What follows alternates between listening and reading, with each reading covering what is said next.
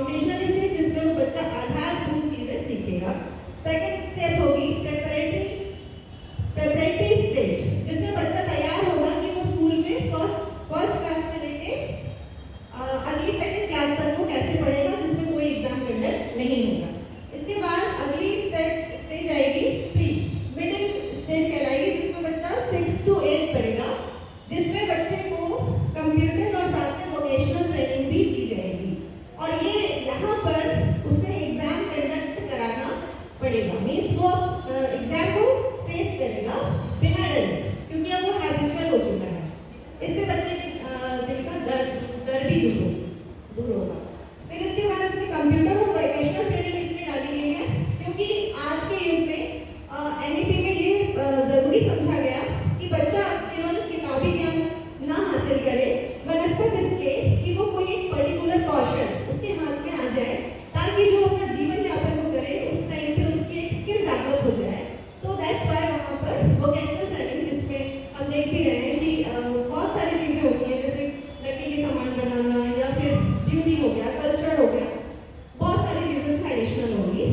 जैसे कि कला खेल, ये भी इसमें ऐड ऑन हुआ है कि कला और खेल के साथ भी आपको एनईपी 2020 जो नीति है उसमें इसके साथ आपको शिक्षा को बच्चे को देना है।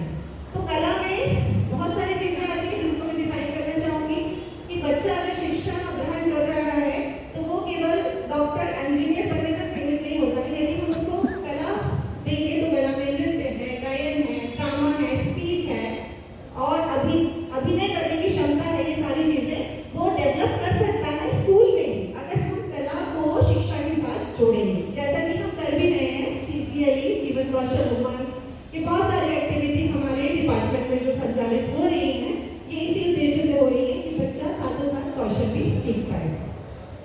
इसके बाद जो लास्ट स्टेप होती है 4, 5, 3, 3 + 4 बटोरे, तो लास्ट 4 जो है इसे हम बोलेंगे सेकेंडरी स्टेज। सेकेंडरी स्टेज में बच्चा 9 to 12 पढ़ेगा।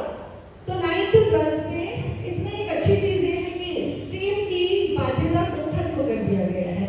अभी पूरी तरह से नीति लागू नहीं हुई है, इसलिए हमें वो दिखाई दे नहीं रही है, लेकिन स्ट्रीम की जो बाध्यता है, हमारे टाइम पे ऐसा होता था कि आपने यदि एक सब्जेक्ट ले लिया है, मीन्स अगर आपने आर्ट्स ले लिया है तो फिर आप साइंस और मैथ की सोच भी नहीं पाते और कुछ विषयों को कमतर समझा जाता था। ओके, लेकिन ये बहुत अच्छी चीज़ है कि यहाँ पर स्ट्रीम को फिनिश कर दिया गया, means everyone can choose every type of subject.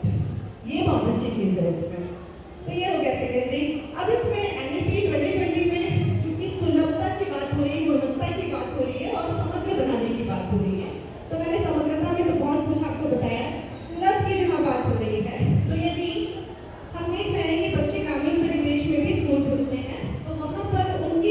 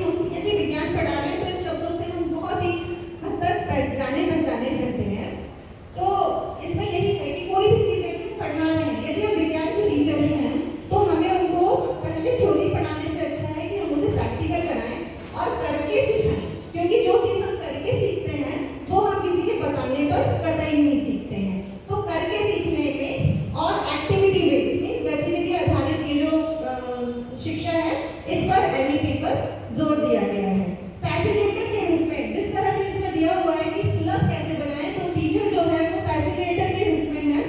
वो बच्चों के साथ सहयोग करेगा कि आपको क्या करना है, ना कि कमांड करेंगे। तो NEP 2020 की मुख्य विशेषता ये है कि वो एक फैसिलिटेटर की तरह काम करेगा। एक और पॉइंट मैं जोड़ना चाहूंगी, समय का अभाव है तो मैं इसमें बताना चाहूंगी, इस इंक्लूसिव एजुकेशन को NEP 2020 में बहुत मुख्य स्थान दिया गया है, जिसमें समावेशी शिक्षा का मतलब होता है एक कक्षा में हर प्रकार के बच्चों को एक जैसी शिक्षा देना। इसमें गरीब, अमीर, छोटा, बड़ा या दिव्यांग बच्चा भी नॉर्मल बच्चों के साथ पढ़ेगा और नॉर्मल टीचर्स ही उसे पढ़ाएंगे। तो इस तरह से बच्चों में सुलभता, शिक्षा की सुलभता तो बढ़ेगी ही बढ़ेगी, साथ में बच्चों के नामांकन और ड्रॉप आउट जो बच्चे हैं वो भी स्कूल